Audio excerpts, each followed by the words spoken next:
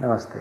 भगवान श्री कृष्ण ने गीता में अर्जुन से ध्यान और समाधि घटित होने के दो बहुत ही आसान और सरल विधि बताए थे, जिसे प्राण योग कहते हैं।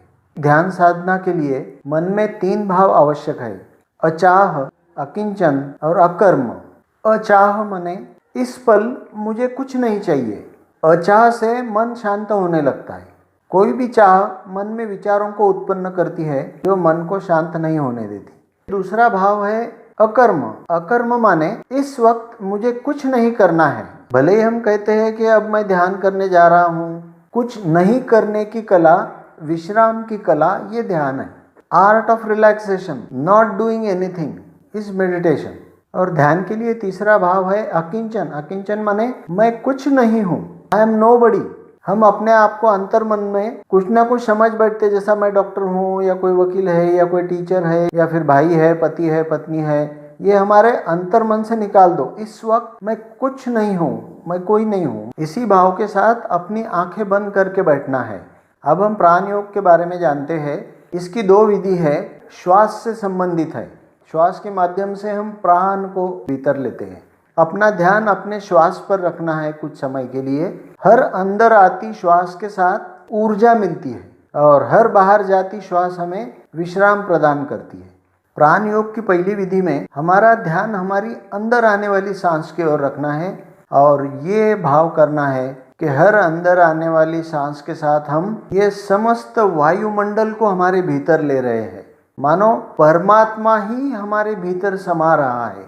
समस्त वायुमंडल की ऊर्जा हमारे भीतर समा रही है और 10 से 15 मिनट यही भाव के साथ रहना है। इससे ध्यान और समाधि घटित हो सकती है।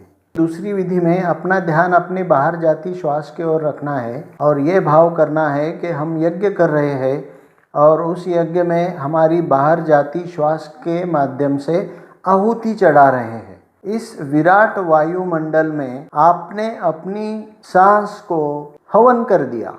इसी मनोभाव के साथ हमें 10 से 15 मिनट बैठना है। या तो पहली वाली विधि कर सकते हो या दूसरी वाली विधि, जिसमें भी आप कंफर्टेबल हो। ब्रह्म ही अपने भीतर समा रहा ऐसा जानो, वायुमंडल में सांस आहुति चढ़ा रहे ऐसा जानो, चढ़ा रहे ऐसा जानो। इतनी सहज और सरल विधि है ये। ईर्ष्या, क्रोध, लोभ, द्वेष की चिंता करो ना प्यारे, धीमी गहरी सांस लो बस, भाग जाए रिपू सारे। काम, क्रोध, लोभ, ईर्ष्या, मोह, द्वेष, ये सारे रिपू भाग जाएंगे।